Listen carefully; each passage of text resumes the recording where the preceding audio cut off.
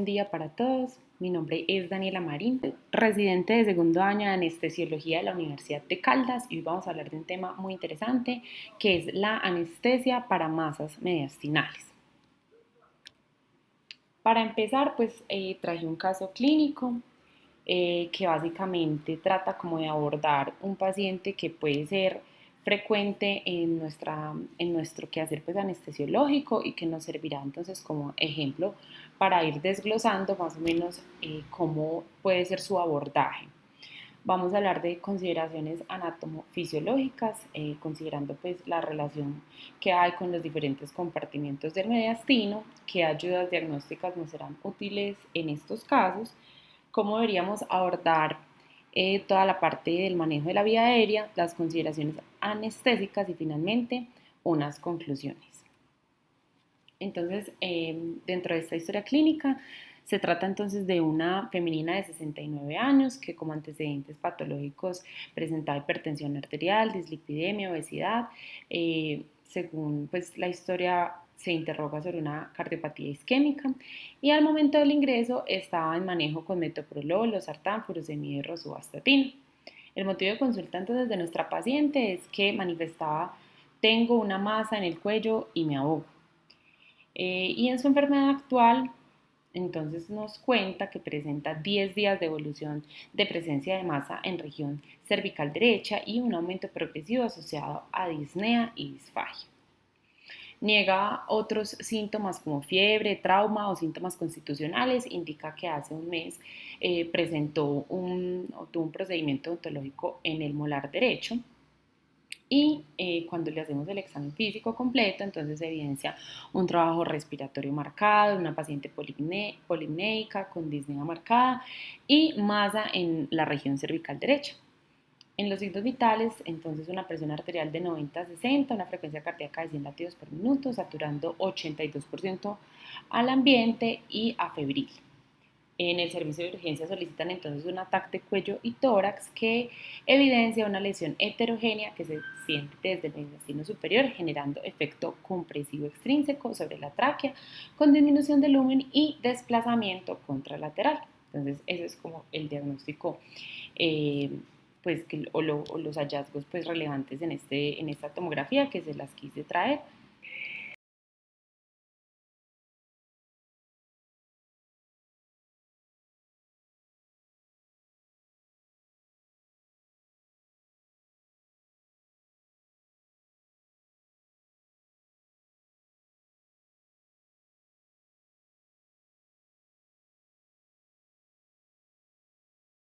Bueno, entonces lo importante ahí es el compromiso, poder valorar pues, la vía aérea, qué compromisos o qué estructuras están desplazadas, que es básicamente lo que más nos importa pues, a nosotros, ¿cierto?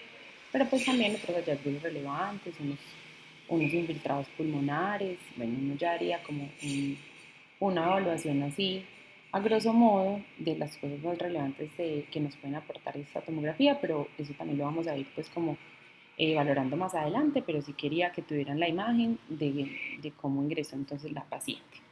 En los paraclínicos iniciales tenían hemoglobina de 13, unas plaquetas de 193.000, una leucocitosis de 26.640 con neutrofilia, una creatinina de 1.74 y unos gases arteriales con un pH de 7.37, una PC2 de 51, un bicarbonato de 27 y un lactato de 0.8. El manejo entonces inicial fue con líquidos, se le inició un antibiótico de amplio espectro, considerando pues el antecedente previo de un compromiso o un proceso odontológico. Se consideró más hacia un absceso, una lesión, un compromiso pues desde el piso de la boca que generaba un absceso con desplazamiento pues, de las estructuras. Bajo ese diagnóstico se inició el manejo antibiótico, oxígeno con cálula nasal, solicitan el traslado a UCI dado que hay un alto riesgo de la pérdida de la vía aérea y solicitan valoración por cirugía de tórax. Invaden con línea arterial, catéter venoso central, hemocultivan durante la estancia y además en ese momento la paciente también se torna como encefalopática, combativa y con deterioro hemodinámico. Se inicia pues como soporte vasopresor y a la valoración pues con cirugía de tórax se consideró indagar por más hacia el absceso por lo del tiempo, evolución, el antecedente y demás, pero no descartaban que tuviera un CA abscedado y que esa fuera la causa pues como de toda su clínica. Y pues ante la necesidad del aseguramiento de la vía aérea en el contexto de la vía aérea difícil, solicitan apoyo de anestesiólogo de turno. Hasta ese punto yo también quería pues como que todos nos indagáramos cuál podría considerarse la mejor estrategia para asegurar la vía aérea. Eso también lo vamos a ir planteando más adelante, pero pues a este punto y con toda la información, sí quisiera que todos nos planteáramos cuál sería esa estrategia que podríamos implementar como una primera opción. Bueno, entonces que se logra intubación orotraqueal con fibrobroncoscopio. Esto fue lo que se consideró. Se solicita biopsia de mediastino por cirugía general y se traslada pues al quirófano para el procedimiento, teniendo en cuenta pues que la paciente tiene un aseguramiento de la vía aérea, pero es importante para nosotros hacer el ejercicio de cómo se abordaría hasta este punto. Pues está claro que se logró con apoyo de cirugía de tórax y de anestesiología, el aseguramiento de la vía aérea con fibrobroncoscopio sin mayor percance, pero lo que sigue, que es esa biopsia y demás, pues quiere trasladar a la paciente al quirófano y nuevamente someterla pues a anestesia general para poder realizar el procedimiento consiguiente y tener como un diagnóstico definitivo. Y también quisiera entonces preguntarles cuál considera usted esa mejor conducta anestésica en este procedimiento. Si bien la paciente ya tiene pues uno de los ítems más importantes asegurados, que es la vía aérea, ya está invadida, pues está claro que requiere hacer este procedimiento bajo anestesia general para poder realizarlo, y también quisiera que nos preguntáramos cuál sería la conducta a seguir. Entonces, acá pues les traigo como el resumen de lo que se hizo con esta paciente. Ingresa la paciente al servicio, venía como les mencioné con la intubación orotraqueal con un tubo 7, venía bajo sedación con fentanil 300 microgramos hora, más midazolam 2 miligramos hora y noradrenalina 0.08 microgramos kilo minuto. Se decide una anestesia general balanceada con fentanil 100 microgramos y una dosis de rocuronio 20 miligramos intravenoso. Al traslado a la mesa quirúrgica, la paciente presenta hipotensión, CO2 no detectado, bradicardia, incapacidad para la ventilación, aumento de la resistencia y presión de la vía aérea. Presentó una parada cardíaca en asistolia, se inicia RCCP con alrededor de 18 minutos del total pues, de los ciclos. Se evidenció que el tubo orotraqueal presentaba contenido abundante serohemático espumoso. Se dio manejo considerando edema agudo de pulmón con morfina, furosemida, broncodilatadores e hidrocortisona, y presentó una siguiente parada cardíaca con TB con pulso que logró resolver con amiodarona 300 miligramos. Se hizo pues todo lo demás que concierne a la reanimación, y en ese punto se hizo una ECO-TT que evidenciaba una hipoquinesia global importante del ventrículo derecho. Ya con todo esto, pues la paciente se logra el traslado y está claro que se suspende el procedimiento, pero como vemos, pues era una paciente que era de alto riesgo y presentó pues una complicación asociada pues a su morbilidad pues asociada a su lesión, pero pues también cabe resaltar que más podríamos no sé, hacer nosotros para evitar pues estos eventos, ¿cierto? Que es lo que no deseamos, es llevar al paciente a la necesidad de una reanimación. Entonces, teniendo pues este ejemplo que pues nos puede suceder con frecuencia, vamos a ir desde las consideraciones anatomofisiológicas y lo demás que les comenté durante el contenido para esta charla. Entonces no debemos olvidar pues la forma en que se divide anatómicamente el mediastino. Básicamente, esta gráfica de la derecha, digamos que lo divide en tres compartimentos que será fácil de recordar: el mediastino anterosuperior, el mediastino medio y el mediastino posterior.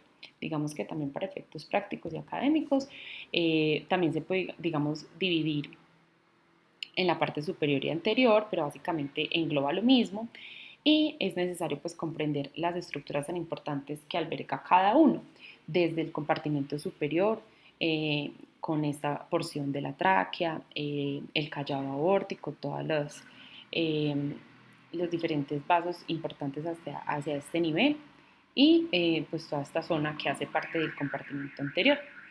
El compartimento medio, que básicamente es corazón, todo lo que rodea pericardio será pues este compartimento sumamente importante. Y hacia el compartimento posterior tenemos pues la porción de la aorta descendente en su porción torácica, esta porción del esófago y ya hacia la división de la tráquea, que claramente pues será muy importante para comprender, según la compresión de cada uno, qué estructuras se pueden estar afectando y en qué se va a traducir en la estabilidad de nuestro paciente. Entonces, teniendo estas referencias anatómicas, podemos considerar cuáles serán con frecuencia las localizaciones más comunes de los diferentes tumores que podemos tener en el mediastino. Entonces, básicamente lo que destacan son las lesiones que pueden suceder en la parte superior y posterior del mediastino, básicamente cada una con un 30%, destaca linfoma, tumor tiroideo, quiste broncogénico, entre otras. Hacia la parte posterior, como de las más frecuentes, también tenemos tumores neurogénicos, linfomas, tumores esofágicos, fibrosarcoma principalmente. Y ya hacia nivel medio, alrededor de un 20%, tenemos linfomas, quistes broncogénicos, pericárdicos, sarcoidosis o cáncer de pulmón. Entonces, una vez sepamos más o menos a qué tumor nos estamos enfrentando, podemos saber en qué localización está y qué estructuras me puede comprometer, que será interesante saber al momento de entrar a nuestro paciente a cualquiera de las diferentes necesidades quirúrgicas que tenga. Entonces, ¿qué es lo que nosotros queremos evitar? Una vez entendida la anatomía de las estructuras tan importantes que corresponden a cada porción del mediastino, nosotros lo que debemos evitar a toda costa es ese colapso cardiorrespiratorio que, como vemos, tiene mucho riesgo de que esto suceda. Básicamente porque estamos ante la posible compresión de la vía aérea y de compresión de grandes vasos, como acabamos de ver. Entonces, ¿por qué sucede? Porque principalmente va a haber una pérdida de la vía aérea por las estructuras que la desplazan, que lo comprimen, que ante cualquier cambio de posición, de relajamiento, puede, digamos, comprometerse, donde habrá una incapacidad para la ventilación y oxigenación, se perpetúa la hipoxemia, que me lleva pues a la persistencia de hipercapnia, alteración, ventilación, perfusión, y se va a traducir en un colapso cardiorrespiratorio. Y por el otro lado, yo tengo una compresión de grandes vasos, donde voy a tener hipotensión persistente, caída de la precarga, aumento de la poscarga, ¿cierto? Que también va a favorecer a esa compresión o a ese colapso cardiorrespiratorio. Entonces, todas las estrategias de las que vamos a hablar ahora en adelante es tratando de evitar este colapso. Yo como también puedo indagar todos los signos y síntomas importantes, principalmente en estos pacientes, dado la probabilidad también de tener un síndrome de vena cava superior que estará presente en alrededor del 28% de las masas mediastinales. Entonces es importante también yo definir si mi paciente presenta o no este síndrome. Entonces, indagando principalmente si el paciente ha presentado tos, disnea, ortopnea, fatiga, dolor torácico, todo eso pues me va a ir orientando y pues hallazgos clínicos en los que destacan cianosis, efusión pleural, estridor, síncope, pulsos paradójicos, síndrome de Horner, bueno, cada uno digamos con una presentación diferente, no todos lo van a presentar, pero sí es importante indagar por todo esto, hacer un adecuado examen clínico, porque esto me va a dar esta idea de si el paciente presenta o no el síndrome de vena cava, y esto va a cambiar tanto el abordaje como el pronóstico de nuestros pacientes. Entonces, miren, dependiendo pues también de la localización donde está el tumor, habrá diferente tipo de compromiso. Ahorita también les voy a explicar la clasificación que existe de este, porque entre más compromiso haya o una mayor severidad de este síndrome, pues mayor será el compromiso y la probabilidad de colapso, y por ende es necesario anticiparnos. En cuanto a las ayudas diagnósticas, como vimos, pues desde una radiografía de tórax, que será pues como un manejo inicial que podrá darnos cierta información. Está claro que no podemos quedarnos solo pues con la probabilidad de solo una radiografía.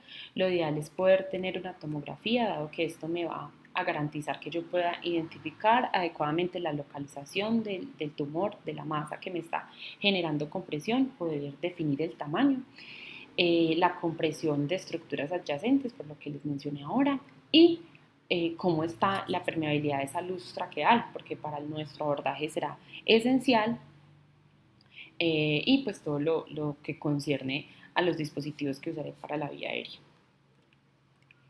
Y desde que tengamos el recurso, siempre será muy importante poder no solo tener en la imagen tomográfica, sino poder al menos identificar cómo tengo yo esa luz traqueal por medio de fibrobroncoscopio, identificar si esa disminución de la luz traqueal eh, tiene un compromiso severo, que digamos será en aquellos que haya un compromiso del más del 50% en adultos, o esa disminución de la luz traqueal que es alrededor del 70% en los niños, ¿cierto? En ellos tienen pues como un diámetro mayor. Entonces esas serían las diferencias y sería útil poderlo tener.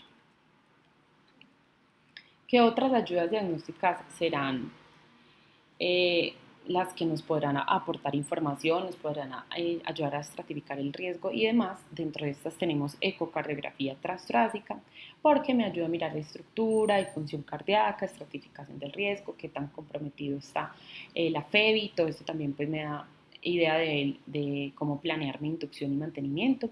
La presencia de derrame pericárdico ha demostrado ser un predictor fuerte de colapso preoperatorio y pues al menos conocer las ventanas que me ayudan a identificar rápidamente derrame pericárdico serán muy útiles en este punto. La evaluación en supino y de cúbito lateral, o sea, poder identificar si el paciente tiene riesgo de colapso ante esta posición, lo puedo evaluar de forma también rápida por medio del eco-TT y me va a dar pues una información súper valiosa para saber cuál es la posición que el paciente me va a tolerar durante la cirugía. Definitivamente no es candidato a cierto tipo de intervención por el riesgo de colapso, o cómo yo puedo, digamos, prevenirlo, adelantarme, entre otras, conociendo pues si hay algún tipo de colapso ante los cambios de posición.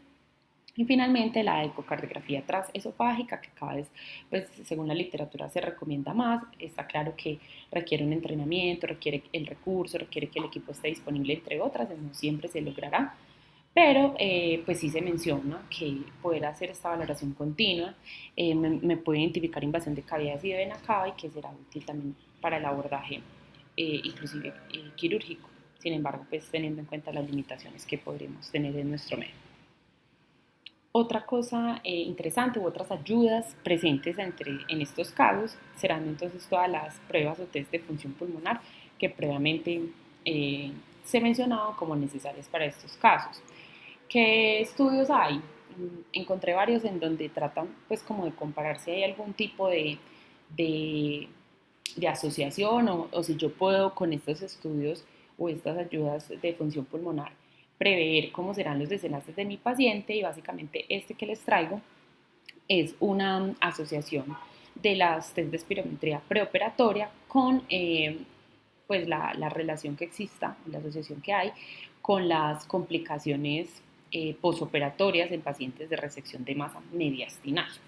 Entonces, este que fue un estudio de cohorte básicamente resume que no hay una buena correlación de las pruebas de función pulmonar con los desenlaces intra y posoperatorios de los pacientes de masa mediastinal. Este y otros estudios, digamos, más recientes apoyan que no hay una buena correlación, que no es necesario retrasar este tipo de intervenciones a la espera de pruebas de función pulmonar, inclusive pues en pacientes que no se consideren de tan alto riesgo, que uno podría considerar que son candidatos a realizarla. No muestra como ningún desenlace ni positivo ni ninguna ventaja, y por ende no se recomienda. Listo. Entonces ya sabemos más o menos qué ayudas me serán más útiles, y con todo esto, tanto de la clínica como de los exámenes, voy a poder clasificar el riesgo de mi paciente. Entonces, en lo que mencionamos previamente, aquellos con estridor, ortopnea, que incremente la tos en supino, que haya distensión yugular, o que yo haya considerado que tiene síndrome de vena cava superior muy claro. Además de los pacientes, básicamente este punto, que tengan una efusión pericárdica o que el compromiso de la luz traqueal, la evidencia de la luz traqueal sea de menor del 50%. Esto y las pruebas, y esto básicamente demostrado por, por tomografía, serán aquellos pacientes con el mayor riesgo, ¿cierto? Los de estos signos clínicos y los de estos hallazgos. Básicamente la tomografía, que quedamos en que sería uno de los ideales, y cuando este genere una disminución de esta luz por debajo del 50. Entonces ahí resumimos básicamente lo más importante para yo poder clasificar los pacientes de mayor riesgo, o que esta masa mediastinal tenga un volumen de más de 2.5. Además, dos puntos importantes, no solo con signos y hallazgos pues a las imágenes, sino también dos puntos claves donde el paciente tiene un riesgo incrementado, que será durante la inducción anestésica y la posición quirúrgica. Entonces, hay que estar alerta durante estos dos momentos. Entonces, con base en eso, yo lo voy a clasificar en bajo riesgo, mediano o alto riesgo, según los signos y síntomas, si toleran el supino, el uso, pues el compromiso traqueobronquial, y si tiene compromiso o no de grandes vasos.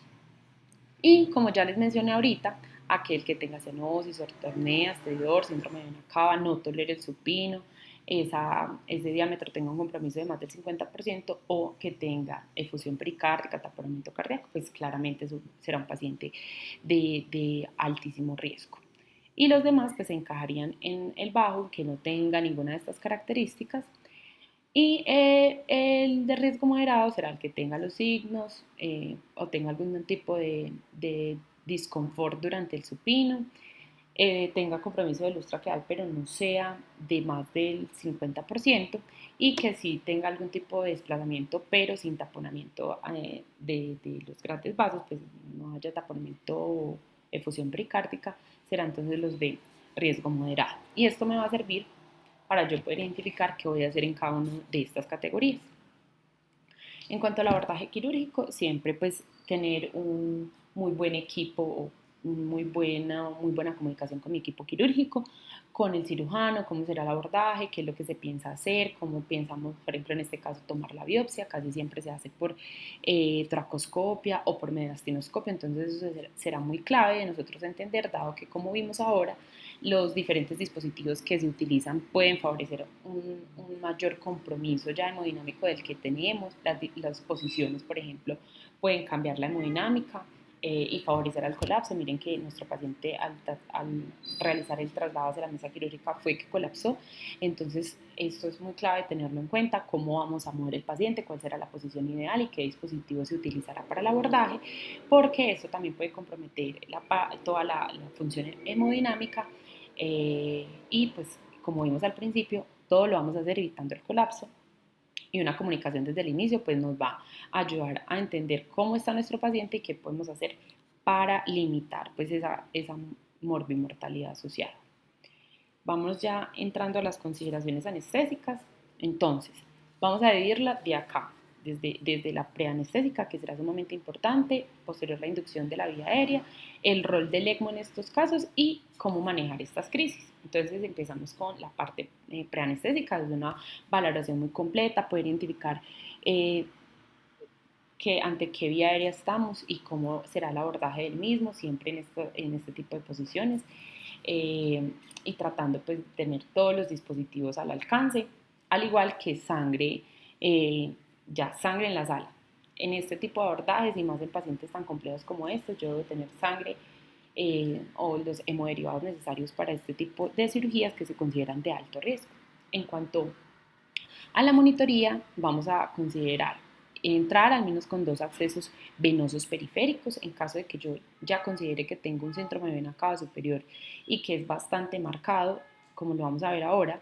En estos casos yo voy a considerar que estos accesos estén en los miembros inferiores para garantizar que logre esas infusiones necesarias, ¿cierto? Que no se vaya a generar algún retraso en todo el manejo porque los accesos están en miembros superiores, y por el síndrome, y más cuando es más severo, pues no logro esas dosis adecuadas.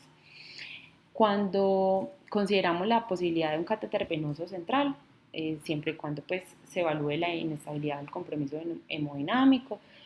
No será una prioridad, no nos retrasará. Lo más importante es preservar la vía aérea, que podamos reanimar al paciente de forma temprana, y una vez esto se obtenga, en los casos en los que se supere la inestabilidad del compromiso se deberá considerar, y en caso de que no se logre tener el acceso, considerar siempre en miembros inferiores, como ya los mencioné previamente. Y en cuanto a la línea arterial, en aquellos en que se considere un riesgo moderado o alto, considerarlo previo a la inducción y tener pues esas metas de presión arterial que se recomiendan en ellos, pero digamos tampoco pues deberían retrasarnos todo el manejo ante la gravedad del asunto, pero en los pacientes en estos riesgos sí debería considerarse entrar a una línea arterial. Y como les venía mencionando, ¿por qué es necesario esos accesos en miembros inferiores? Miren que si una vez yo diagnostico el síndrome de vena cava, aquellos que tengan compromiso pues, del drenaje de la vena ásicos, como es el tipo 3 y tipo 4, donde el paciente pues tendrá un compromiso mucho mayor, en ellos con mayor razón se debe considerar poner pues los accesos en miembros inferiores. Son pacientes de muy alto riesgo, e inclusive ahí es donde vamos a entrar a hablar de la posibilidad de ECMO, entre otras. Entonces será necesario comprender en qué tipo de síndrome de vena cava estamos, y no olvidar esos accesos en miembros inferiores, que serían pues como salvadores. En cuanto a la inducción de la vía aérea, recordemos lo que la tabla nos mencionó ahorita: los pacientes de bajo riesgo, moderado y alto. En aquellos que son de bajo riesgo, yo podría inclusive considerar una inducción estándar, siempre pues como con mucha precaución, en la que, pues como en la mayoría de casos, de este tipo de casos, pero digamos no se asumen otras medidas adicionales. Si estamos ante un riesgo moderado, entonces considerar una inducción bajo ventilación espontánea, una inducción inicialmente inhalatoria, poner dosis, pues, dosis por peso algo bien preciso de ketamina y dexmedetomidina, inclusive propofol, pero a bajas dosis, tratando de favorecer que el paciente persista en una ventilación espontánea.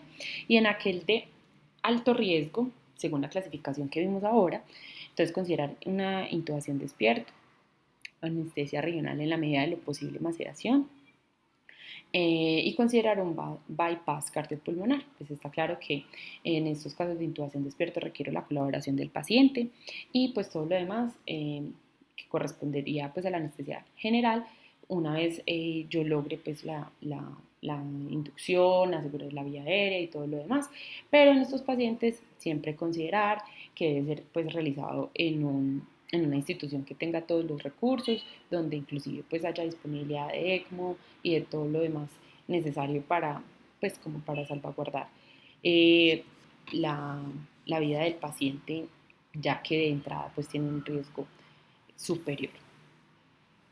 Y bueno, les quise traer este estudio que, como vimos, siempre vamos pues a favorecer la ventilación espontánea, no considerar pues la relajación y demás, porque como vimos pues favorece a que esas estructuras colapsen y que pues yo pierda la vía aérea del todo. Sin embargo, este que fue un estudio que trataba de mirar cómo era la vía aérea, el compromiso de la vía aérea en este tipo de pacientes con diferentes estrategias anestésicas. Se hizo en 21 pacientes con masa mediastinal, con presión traqueobronquial que fuera moderada a grave. A todos se les realizó una intubación despierto con fibro, y se evaluaron los efectos secundarios de la permeabilidad con diferentes estrategias anestésicas. Entonces, en aquellos que se consideró pues la ventilación espontánea, pues que se inició pues con el paciente despierto, de acá fue como la basal, o sea, la vamos a comparar con los demás tipos de anestesia. Entonces, este era en el paciente inicial. Posterior, entonces, como vimos, a todos se realizó con fibra y se hicieron diferentes mantenimientos. En este grupo se consideró la anestesia general con ventilación espontánea, la anestesia general con ventilación con presión positiva, y finalmente la anestesia general con ventilación con presión positiva y bloqueo neuromuscular, teniendo en cuenta pues que ya se había asegurado la vía aérea. Y miren que en estos dos casos, cuando se dio pues, la ventilación con presión positiva y se administró dosis de relajante, el diámetro incrementó. Entonces, en este punto no habrá, digamos, un mayor compromiso, la probabilidad de la pérdida de la permeabilidad según este estudio, porque como vemos, inclusive pues hubo una tendencia a un diámetro inclusive mayor cuando se administró el bloqueo neuromuscular. Si bien pues no hay suficientes estudios, la muestra es baja, sí pues debemos considerar que en aquellos pacientes, principalmente que no tengan un riesgo tan alto, pues poner una dosis de bloqueante neuromuscular una vez se aseguró la vía aérea, pues no estaría contraindicado y sí podría inclusive favorecer el diámetro anteroposterior de la vía aérea. Y ya pues para finalizar, aquellos de alto riesgo, como ya les mencioné, serán los que tengan síndrome de nacado superior, obstrucción anteroposterior o del tracto de salida, o aquellos con compromiso pues de los compromiso cardiovascular y de grandes vasos. En todos estos pacientes yo debería considerar la posibilidad de un ECMO, ¿cierto? Todos estos que sea veno arterial, que yo pueda tener el equipo, al menos poderlo canular antes del procedimiento, tener las cánulas listas y que yo pueda pues posterior a esto montarlo en ECMO, dado pues el riesgo tan alto y las limitaciones en otras medidas o en otros manejos. Entonces, este es como el rol que cumple y pues debería considerarse. Ya para ir concluyendo, entonces vamos a hablar de las crisis. Básicamente, eh, ¿cuáles serán? Que haya un atrapamiento de aire progresivo, que haya una hiperventilación o una obstrucción mecánica del retorno venoso. Entonces, en estos casos yo debo garantizar que haya una FIO2 al 100%, poner a mi paciente en posición de seguridad, considerar, por ejemplo, el fibrobroncoscopio rígido, la posibilidad del ECMO siempre será útil en ellos. Miren que no hay como otras estrategias adicionales porque pues por el riesgo y por todo lo que conlleva el mecanismo que los lleva al colapso, pues la necesidad del ECMO será relevante y con, y con seguridad cada vez será más recomendada en estos casos. Ya para ir concluyendo les traje pues como este diagrama que de entrada nos está mencionando pues cómo lo puedo clasificar y qué voy a hacer. Entonces, si es una emergencia, el paciente que presenta pues estas masas mediastinales, pues nada que hacer, sí, se procede pues a llevar al quirófano. Si no, yo hago pues como toda la valoración preoperatoria completa, todo el manejo multidisciplinario, todo el plan, discuto pues como con mi equipo y ya considero. Si es, por ejemplo, la necesidad de una biopsia, pues o es de una toma o algo, pues como que se pueda hacer con anestesia local, si esto es posible, pues hacerlo de esta forma. Entre menos invasivo sea y entre más posibilidad haya, según el contexto de realizarlo, pues así lo vamos a hacer, ¿cierto? Anestesia local, nada que comprometa la vía aérea o nada que me favorezca pues, la pérdida de la vía aérea, ¿cierto? Entonces, listo. Por este lado ya. Si definitivamente no, entonces yo puedo considerar plan para la anestesia general y ya pues discutir como cuál será el plan completo. Yo ya tengo pues como en mi mente qué sería lo que voy a necesitar. Cualquier signo o síntoma de que el paciente tiene un alto riesgo con las tablas que yo presenté ahora. Sí, pues listo, de una entra a esta parte de alto riesgo, ahora vamos a ver qué hacemos con ellos. En caso de que no, presenta pues otros síntomas que puedan ser de moderado o de leve, pues nos vamos para cualquiera de estos dos, ¿cierto? Si es de riesgo leve, que no cumpla con ninguna de las características mencionadas, o si presenta alguno, pues vamos a hablar de un paciente de riesgo intermedio. Entonces vamos a empezar con la siguiente identificando alto riesgo, intermedio y bajo. Si se considera pues el paciente de alto riesgo, entonces vamos a favorecer la canulación. Acordémonos que en estos pacientes se prefiere pues la posibilidad del ECMO, de hacer pues un bypass, entonces eso será lo inicial y pues seguir la inducción con mucha precaución y con lo que dijimos ahora para llevar pues a mi paciente a anestesia general y a su consiguiente intervención. Si por el contrario ya hablamos de que es un riesgo moderado y yo considero que pueda tener algún tipo de complicación, pues me voy al algoritmo de alto riesgo, pero si no, puedo hacer una inducción controlada, manteniendo la ventilación espontánea, como mencioné ahora, y si es de bajo riesgo, puedo inclusive considerar el relajante neuromuscular, una anestesia general, sin otras ayudas adicionales. Y eso es como el resumen de qué deberíamos hacer y cómo debemos prepararnos para este tipo de pacientes que son bastante complejos. Entonces, como conclusiones grandes, recordemos que las masas mediastinales son lesiones con alto riesgo de complicación perioperatoria. Se debe hacer un abordaje integral y estratificar el riesgo de colapso cardiopulmonar para disminuir desenlaces fatales. Y finalmente, se debe considerar un manejo multidisciplinario y estar preparado para las crisis más frecuentes. Eso era todo por hoy. Espero les haya sido muy útil y muchísimas gracias.